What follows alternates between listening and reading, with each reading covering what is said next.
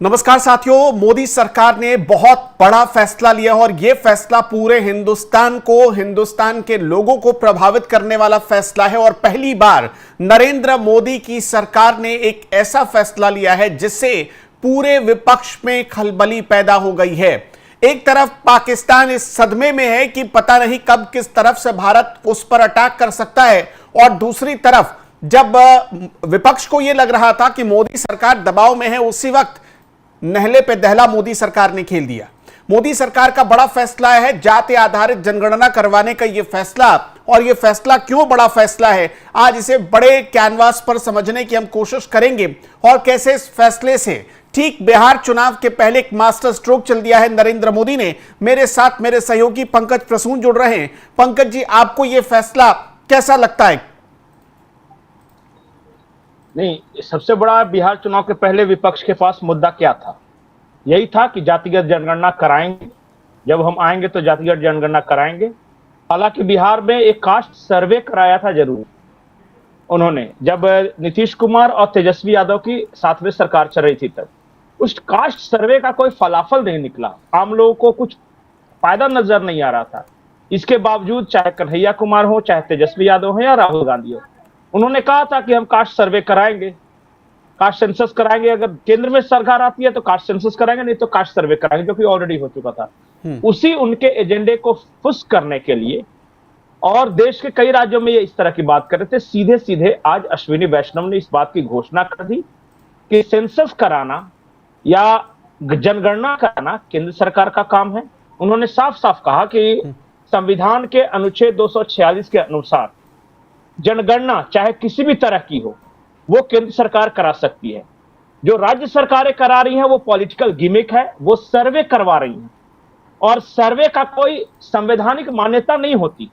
तो वो जो करा रहे हैं वो नल एंड वॉइड है, उसका कोई मतलब नहीं है। हाँ, केंद्र सरकार ने यह फैसला जरूर लिया है कि जातिगत जनगणना, इस बार की जो जनगणना होगी उसमें लोगों से उनकी जातियां भी पूछी जाएगी। और एक महत्वपूर्ण बात कि जातियां सिर्फ हिंदुओं की नहीं पूछी जाएंगी, जो भी लोग होंगे सबकी जातियां पूछी जाएंगी, और जो भी लोगों में समझ लें। तो कास्ट में आपको अपने धर्म और बगल में अपनी जाति लिखनी होगी। तो यह फैसला किया गया है, इस बात की जानकारी अश्विनी वैष्णव ने दी है। अच्छा, मतलब पूरा विपक्ष तो ये उम्मीद लगाए बैठा था कि भाई इस समय तो टेंशन की स्थिति है, सरकार ऐसा कोई फैसला ले नहीं पाएगी या कोई ऐसा फैसला ले नहीं सकती, या कई लोगों को, कई पार्टियों को तो ऐसा लग रहा था कि मोदी तो कभी कास्ट सेंसस करवाएंगे ही नहीं। लेकिन अचानक प्रधानमंत्री नरेंद्र मोदी जैसा हर बार सरप्राइज करते हैं, इस बार भी सरप्राइज कर दिया उन्होंने। इस वक्त जब टेंशन की स्थिति है और उसी वक्त ये फैसला लेना, क्या दोनों में कोई कनेक्शन आप देख पा रहे हैं? आपको क्या लगता है, कल मोहन भागवत गए थे पाकिस्तान पे हमले की रणनीति बनाने, या फिर अमित शाह जो सुबह गए थे वो क्यों गए थे?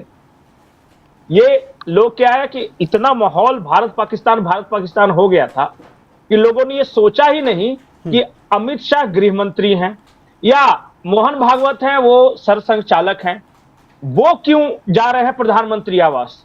और उसी बीच ये सारा खेल हो गया।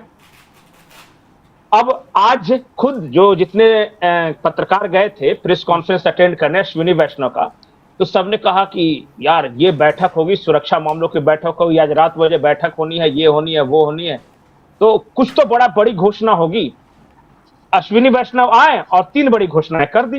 पहली घोषणा ये थी कि शिलोंग से लेकर सिलचर तक एक 6 लेन हाईवे बनेगा, 22,800 करोड़ की बजट है। और दूसरा ये कहा कि 355 रुपए प्रति क्विंटल शुगर केन का ये प्राइस फिक्स किया गया है। और तीसरा कह दिया कि जातिगत जनगणना कराने वाले। 15 मिनट तक ये प्रेस कॉन्फ्रेंस चली, खत्म। सब सोच रहे थे भारत पाकिस्तान का क्या हुआ। तो ये एक्सपेक्टेशन मीडिया की है ना, ये सरकार की तो ये एक्सपेक्टेशन है नहीं। पाकिस्तान में भी बहुत सारे देख रहे थे, वहां से ट्विटर्स पे बहुत सारे मैसेज आ रहे थे कि 4 बजे प्रेस कॉन्फ्रेंस करेंगे तो कुछ पाकिस्तान को लेकर बड़ी घोषणा होगी। पाकिस्तान के एक मीडिया चैनल ने तो यह भी दावा कर दिया था कि पाकिस्तानी एयर स्पेस को बंद कर देगी भारत सरकार, बस घोषणा ही होने वाली है। पाकिस्तान की मीडिया ये दिखा रही थी, और आगे शुगर केन के प्राइस पे सबको निराशा। लेकिन खैर, जो करना था वो हुआ। कल जो मोहन भागवत गए थे मुलाकात करने, या जो आज सुबह अमित शाह मुलाकात करने गए थे, वो कास्ट सेंसस को लेकर था। और इसका मकसद ये था कि विपक्ष के सबसे बड़े ब्रह्मास्त्र को नल एंड वाइड करना, वहीं के वहीं बस उनके तर्कश में ही वो तीर रह जाए, वो चला नहीं सके। अब क्या बोलेगा, ज्यादा से ज्यादा यही बोलेंगे ना वो कि देखिए हमने कहा तो करवाया, लेकिन हर कोई जानता है करवाया तो नरेंद्र मोदी की सरकार ने ना, तो पॉलिटिकल फायदा नहीं हो पाता वैसे। देखिए पंकज जी, जो भी एक चीज बातें और जो करते मुझे हैं, समझ जी। में आ रहा है वो ये कि आप देखिए गुजरात से लेकर उत्तर प्रदेश तक, असम तक जो बांग्लादेशी घुसपैठिया थे उनके खिलाफ एक्शन हुआ। आपने देखा गुजरात में सबसे बड़ा कल एक्शन हुआ है जिसमें 100 से ज्यादा जेसीबी और बुलडोजर से जो बांग्लादेशी घुसपैठिए थे उनके घर ढाए गए। एक तरफ पाकिस्तान के कुछ जो घुसपैठिए हैं वो जम्मू कश्मीर से खदेड़े जा रहे हैं, और अचानक इसी बीच कास्ट सेंसस का ऐलान होना, तो क्या मोदी सरकार ने अब इसका परमानेंट इंतजाम करने का तो मन नहीं बना लिया? नहीं, मोदी सरकार ने एक ही चीज का इंतजाम किया है कि हम नहीं बटेंगे, क्योंकि जब बटेंगे तो कटेंगे, और बांटने वाला सबसे बड़ा अचूक हथियार था वो कास्ट। तो जब तुम बांटोगे जातियों के नाम पर तो हम वो कारण ही खत्म कर देंगे जो आपस में जो झगड़ा था। अब कास्ट सेंसस हो जाएगा, हो गई सारी मन्नत पूरी, अब किस बात पे बांटोगे? तो जो एक चाल चली थी उन्होंने कि एक हिंदू एकता के खिलाफ जातीय विभाजन, ये जो रणनीति थी उसे फुस किया गया है। उसको समझिए कि वो माहौल बना पाता उससे पहले उसको न्यूट्रलाइज कर दिया गया कि चलिए भाई आप कह रहे हैं हम करा देंगे। और एक बात जान जाइए कि जो केंद्र सरकार कराएगी उसकी संवैधानिक मान्यता है, और इन्होंने जो अपने राज्यों में कराया ना वो रद्दी का टुकड़ा हो गया, कागज हो गया। अच्छा, कुछ लोग आज ये बड़े बड़े थंबनेल लगाकर चलाएंगे और ये दिखाएंगे कि देखो नीतीश के आगे मोदी झुक गए। नहीं ठीक है ना, नीतीश के आगे झुके, नीतीश कुमार ने तो सर्वे करवा दिया था। ये अलग बात था कि वो लड़ रहे थे, तेजस्वी यादव कह रहे थे कि हमारे कारण हुआ, नीतीश कह रहे थे कि हमारे कारण हुआ। अब उन दोनों का नल एंड वाइड हो गया, कोई महत्व नहीं। जैसे ही भारत सरकार ने घोषणा की कि हम जातीय जनगणना कराएंगे, तो राज्यों का जो सर्वे कराया गया था जातिगत आधार पे, वो सारे के सारे एक झटके में रद्दी के टुकड़े हो गए, उनका कोई महत्व नहीं रहा। तो जो पैसा वैसा लगाया था वो भी गया पानी में। अब जो केंद्र सरकार जो राष्ट्रीय जनगणना के साथ जो कराएगी, अब यही आंकड़े हर जगह और हर राज्य सरकारों को भी मानना होगा। और एक तो बड़ी बात आज अश्विनी वैष्णव ने कही है, क्रेडिट वॉर। अश्विनी वैष्णव ने क्या कहा है ये हम आपको बताएं, उससे पहले हम उनका बयान ही सुनवा देते हैं कि अश्विनी वैष्णव ने कहा क्या है। Congress governments have always opposed caste census. Caste was not included in all the census operations conducted since independence. In 2010, then Prime Minister late Dr. Manmohan Singh ji had assured the Lok Sabha that the matter of caste census should be considered in the cabinet. A group of ministers was formed to consider this subject. Most of the political parties had recommended caste census. Despite this, Congress government decided to conduct only a survey of caste instead of a caste census.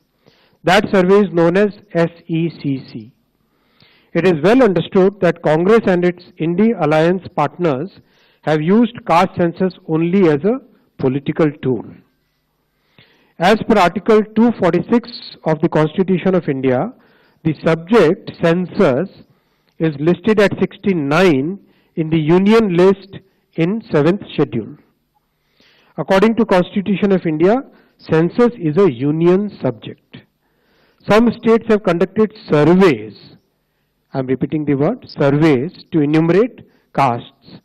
Some states have done this well, while some others have conducted such surveys purely from a political angle in a non-transparent way.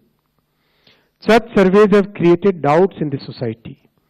Considering all these facts and to ensure that a social fabric is not disturbed by politics, caste enumeration should be transparently included.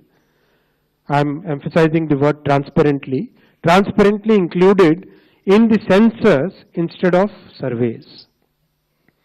This will strengthen the social and economic structure of our society while the nation continues to progress.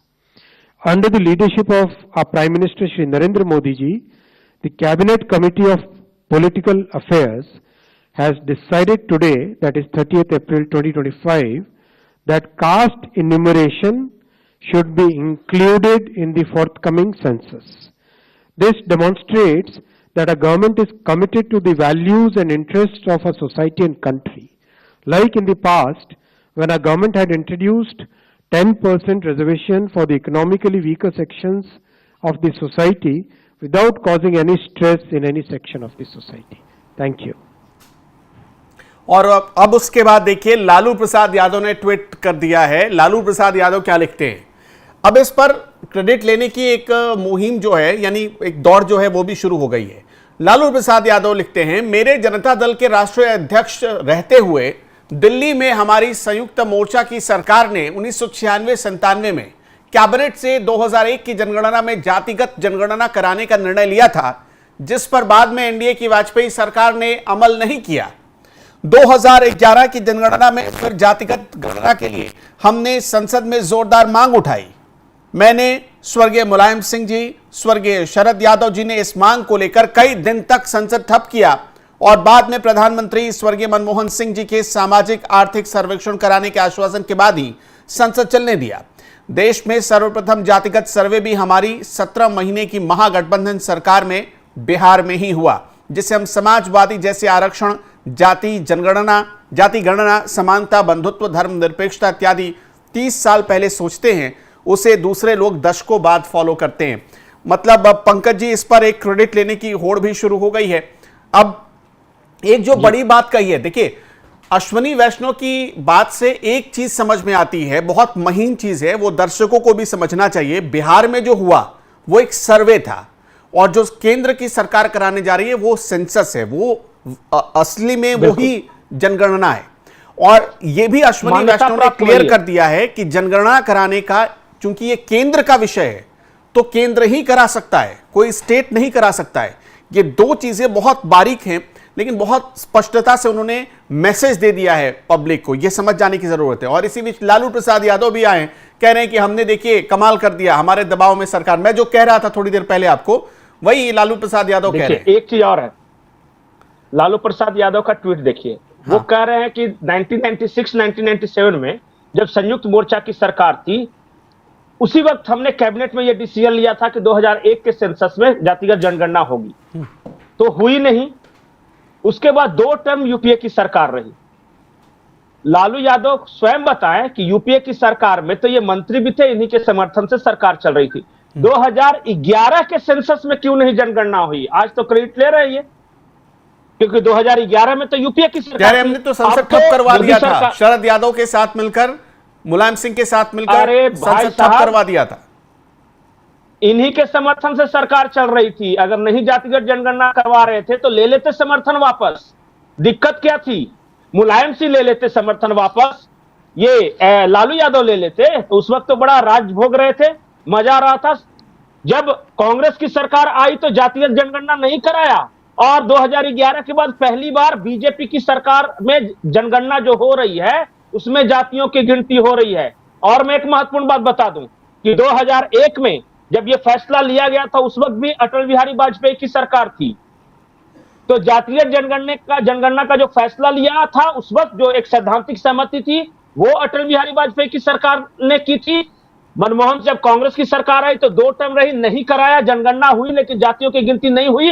और अब जब जनगणना हो रही है नरेंद्र मोदी की सरकार में, तब जातियों की गिनती हो रही है।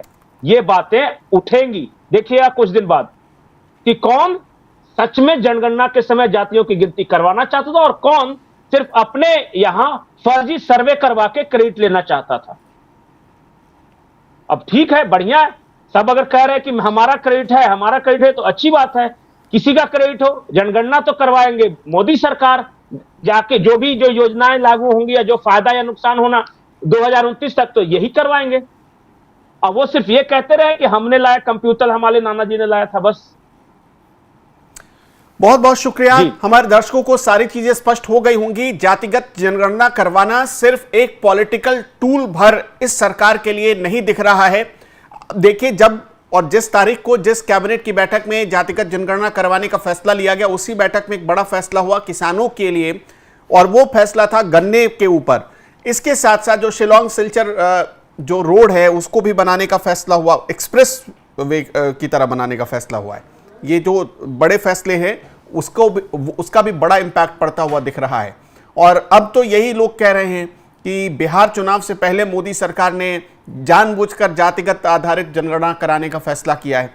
लेकिन जब मोदी सरकार को योजना, अनुपम, एक बात मैं महत्वपूर्ण बात बताता हूं, ये जो जातियों की गिनती होगी ना, मुसलमान की जातियों की भी गिनती होगी, और वहां जो पसमानदा होंगे ना, उनको योजनाओं का लाभ ज्यादा मिलेगा। हो सकता है उनको आरक्षण भी दिया जाए, वो जाति के आधार पर, धर्म के आधार पर नहीं मिलेगा। पसमानदा जातियों को अशराफों के मुकाबले फायदा दिया जाएगा, देख लीजिएगा। बहुत बहुत शुक्रिया आपका। मोदी सरकार के इस फैसले पर क्या कहना है हमें कमेंट सेक्शन में बताते चलिएगा।